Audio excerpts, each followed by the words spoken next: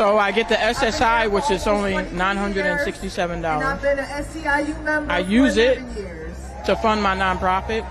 I am standing And that's it. here on And, behalf of every union member. I'm used to living off like $150 a month. Don't spend more than that.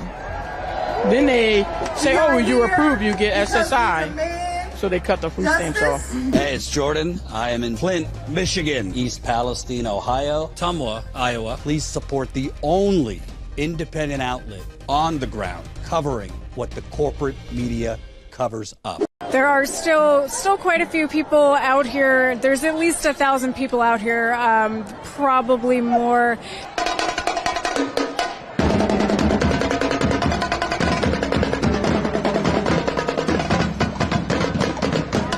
Do you want to give us an idea of your story and what's been happening? We do not have a So I've been waiting for my Social Security for 4 years.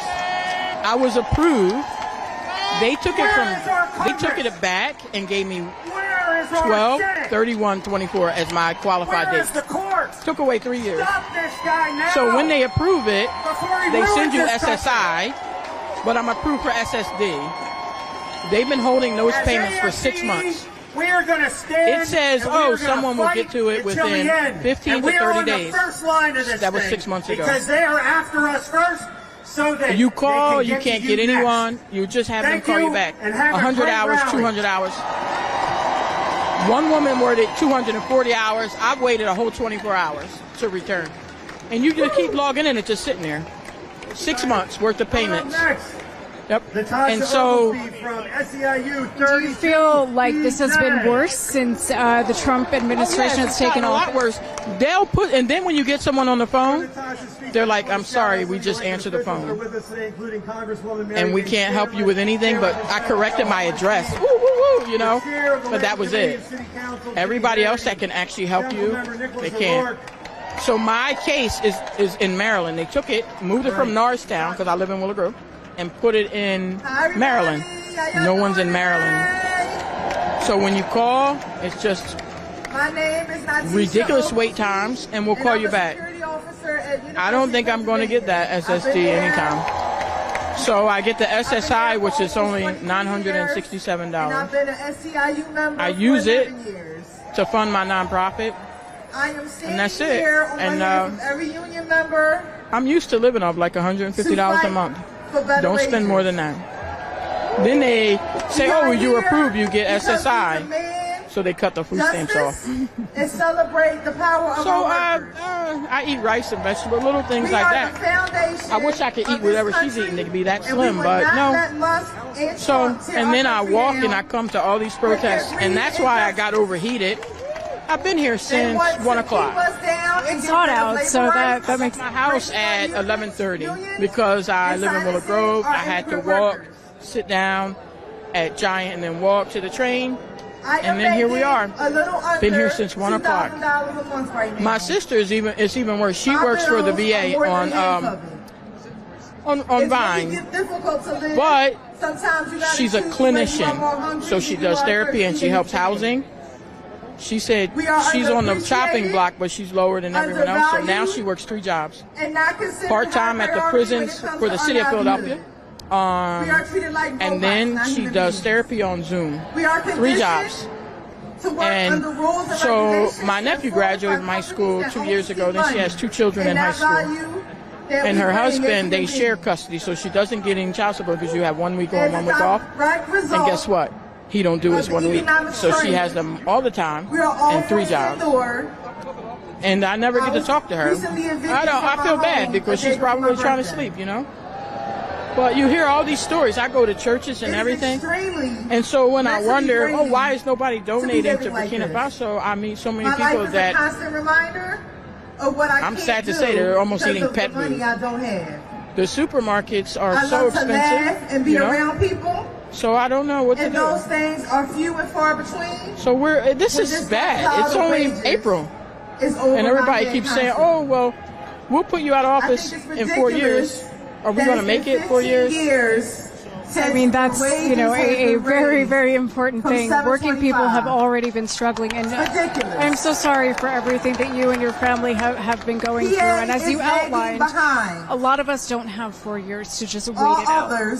And the billionaire class do. Trump and his cronies have 4 years. We're supposed to but be the for the first rest of in us, everything. His supporters think that Elon is helping so much. I don't get it. It comes down to A billionaire helping you. Oh, and guess what I discovered? I write articles sometimes. Elon Musk has Facebook pages that share AI photos and stories of him. Oh, this older woman, she was about to lose her house. The story said the woman was 80. It was an AI photo of a woman that looked like she was in her 30s. And there are multiple accounts, and I've screenshot them, and now they're popping up all over. And they're like pro-Trump pages, and they have Barron's now like a sex symbol, and they make AI photos of him singing. So a lot of his supporters are like, man, I love this family. That's our royal family. What? Our royal family. This is sad. And we usually police other countries for doing this type of thing. We've had enough. We have no credibility. Enough with the lies. That's why I'm surprised. Enough with the intimidation. The general's talking about Burkina Faso.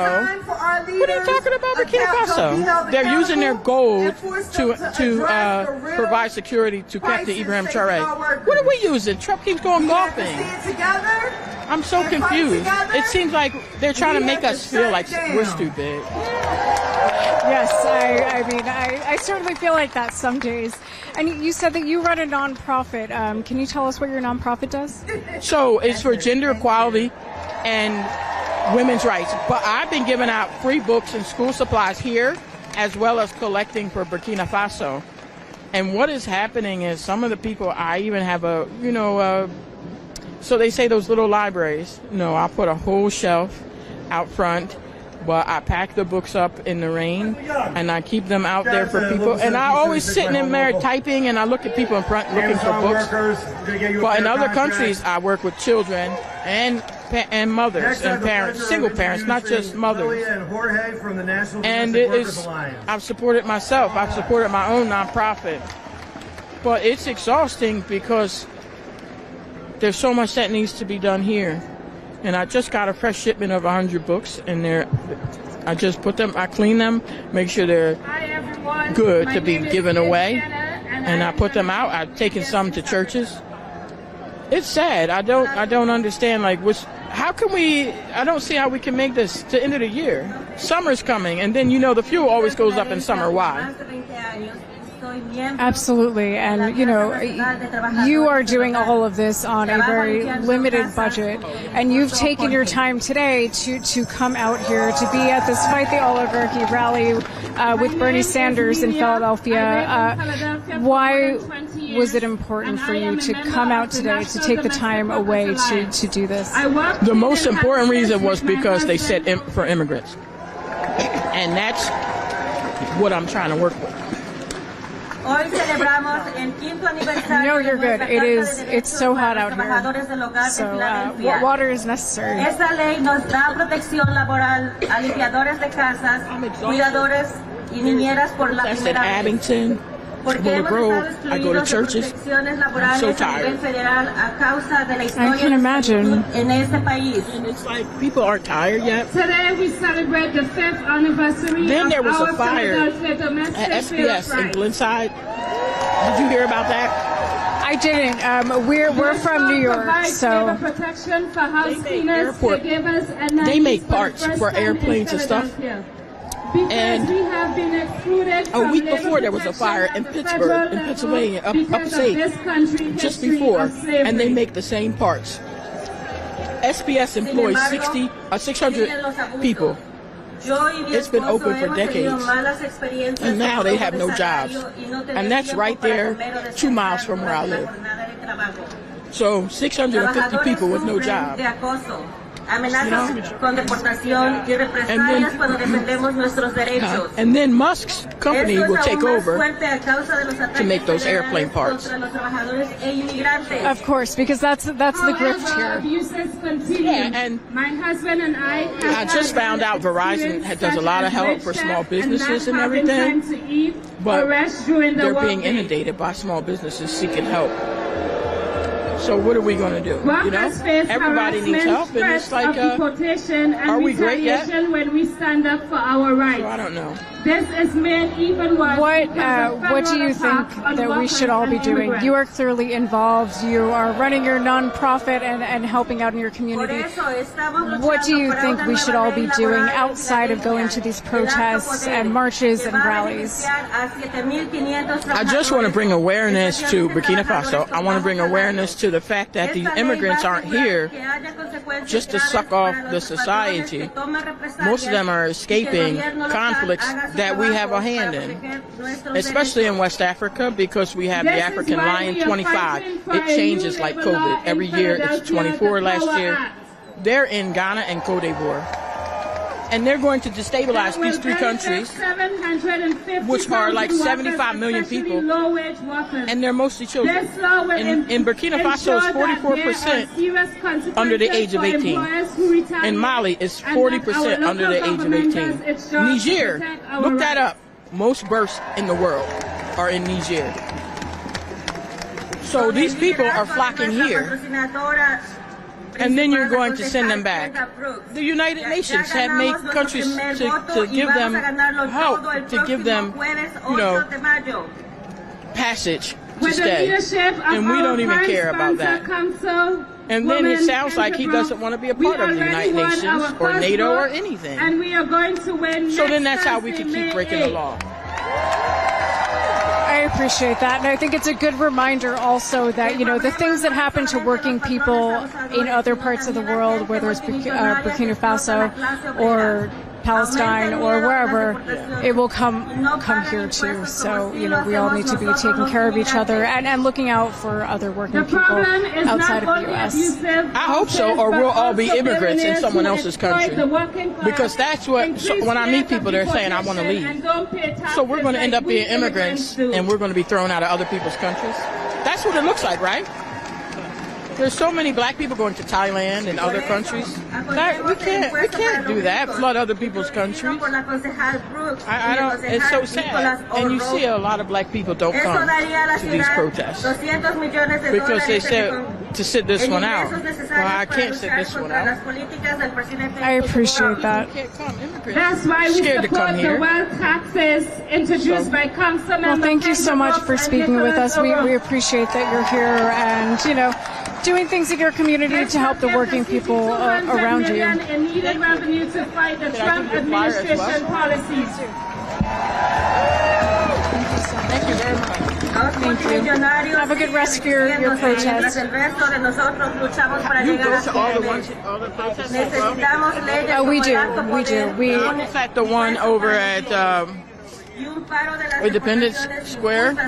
So we're not from Philadelphia. We're from New York City. So we go to the ones in New York, and we try to hit as many other ones as we can. Do you know, when we were in Independence Square, I met people from Maryland. I met one. There are people here from California, and they said they'll be here for like 2 weeks, so they decided to come because they're from California. So people are driving and coming. A woman lives in D.C. She jumped on the train to come here. We're getting exhausted, but we just keep coming and keep coming. Absolutely. The mainstream media won't show this. And at the top of the list of what we have got to do is to end a corrupt campaign finance system. A system that allows billionaires in both political parties to control the political process and our economy. You know, I think it's great that Bernie is bringing in the energy, and Alexandria Ocasio-Cortez are giving all of these, like, progressives, liberals, anybody who's like anti-Trump, we have a place where we can go and express our outrage. The Democrats are not doing that. 4 years ago, they did that with the, the Women's March. I mean, it was a bunch of like Democrat Party apparatchiks, not the literal Democrat Party, but like liberals had a place to go where they could express their outrage. Now Bernie's providing that place, and that's great, but I feel like we need to start thinking about more than just like the next 4 years. So I think we need to start really, in our various organizations, thinking about having a program. We need we need to unite as working class people around a political program to sort of guide all of our organizing, if we're gonna hope to like overcome this like two-party system. I think that the strategies employed like from 2016 to COVID, they didn't really work, and I don't think they're going to work. So I'm hoping we don't repeat those mistakes. I think we need a long-term vision, and we need a long-term plan that goes further than just 4 years. So that's a little broad, but... No, that's all great, and I think that that's a really important thing to comment on, that it's not just about how do we get Trump out of office, or how do we weather his time in office and make sure that we don't have a Trump third term. Yeah, that's it. It's also how can we get someone in office after Trump that actually represents working people and the struggle that everyone is going through right now. I don't think, it's not just about who's in office. I think we got to, it's going to take a while, but I think we kind of have to rethink like when whatever organization sends someone to office. I think we got to start thinking about like what is the role of the elected, and how does the elected relate to like labor organizing and political organizing outside of just like party politics. You know what I mean? That doesn't mean like there's some people who are like averse to like electoral politics. I don't think that's quite it. Like we do need to participate on every political front.